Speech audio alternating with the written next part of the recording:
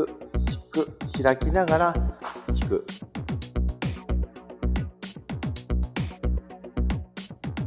多くの方がインパクトの瞬間に起き上がる。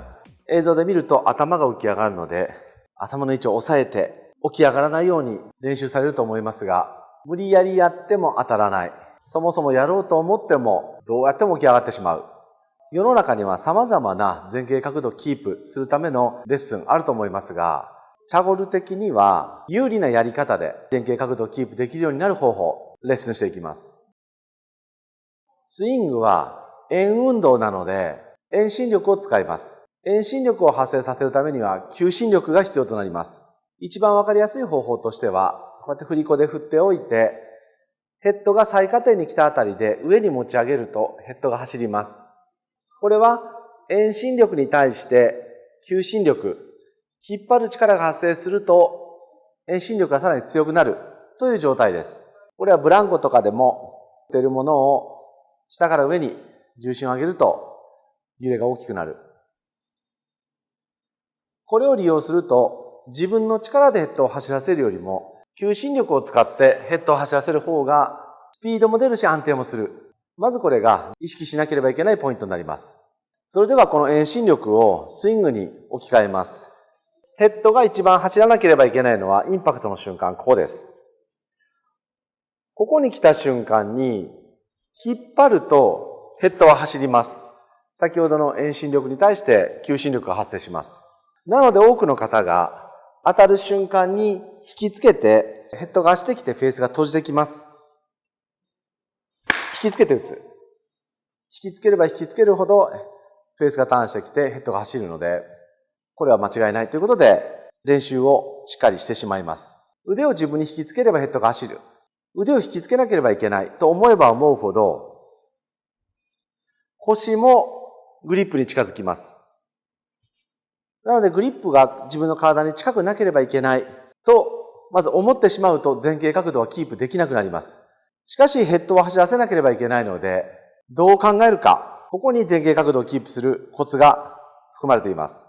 やっていただきたいのはヘッドが当たるインパクトの直前でお尻を引いてください。お尻を引く。お尻を引くことでヘッドを走らせようとまず思ってください。しかしこの時、頭ごと下がっては届きません。なので、お尻を引くときにグリップの位置は前に離します。こういう状態。ヘッドを走らせるためにお尻を引く。そして届かせるために腕を体から離す。ポン。引いて当たるときにこういう感覚。これでまずハーフスイングで打ってみます。当たる直前に引く。当然ボールを目標側に打ちたいのでエネルギーをボール側に持っていきたくなります。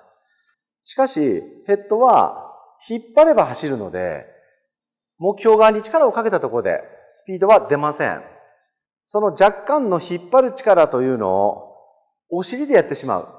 この感覚を大切にしていただいて、さらにここに体の回転が入ってくると、こういう感じになります。当たる瞬間、当たる直前に引く、そして開く。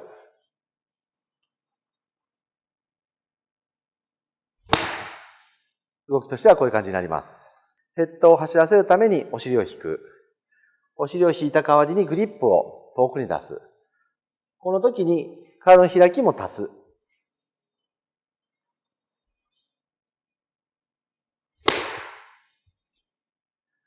これをやっていただくとわかりますが、前傾角度が起きることなく、そして体が開いてハンドファーストに球を打てるようになってきます。そしてもう一点間違いやすいポイントとして、切り返した瞬間に一番前傾角度を深く保とうしてしまいやすいです。ダウンの初めに前傾しようとする。すると、ヘッドを走らせたい瞬間にお尻を引きたいのに、切り返しで引いてしまうと、これ以上引くところがないので、結果的に起き上がってスイングしてしまいやすくなります。なので前傾角度が保てない方は、スイング中ずっと保っておこうではなく、引いた時に起きてもいいです。ダウンで起きててもいいです。当たる瞬間にお尻を引いてみてください。起きたまま来て、当たる瞬間に引く感じ。これに体の開きをつけていきます。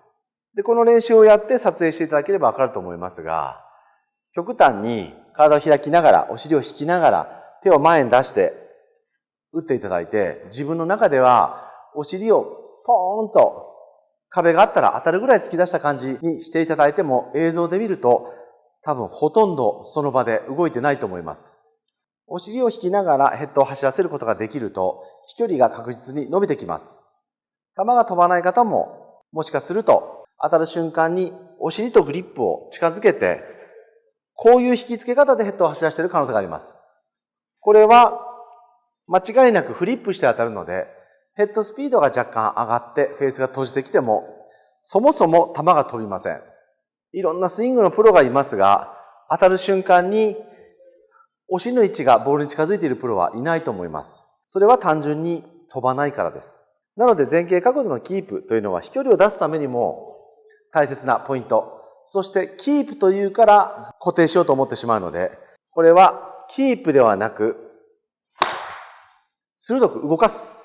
当たる瞬間に動かす。なんとなく膝もバタバタして不安定な、安定感がないんじゃないのかとこの話すると言われることも多いのですが、極端にやっていただいても多分お尻の位置ほとんど動いてないので、安定しているのはこっちです。この打ち方の方が安定しています。ぜひ一度練習場で試していただくと、正しいヘッドの走らせ方、そして前傾角度のキープできてきて、お尻を引いてトップするようであればグリップの位置が近づいています。体から離してもらって。そしてお尻を引いたのにダフったり引っかかったりするようであれば体の開きが足りません。まずはまっすぐ引いてもらって、慣れてきたら開きながら引く。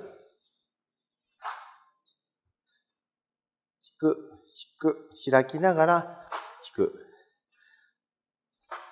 こういうドリルで、自宅でもできるのでぜひやってみてください。最後までご視聴ありがとうございました。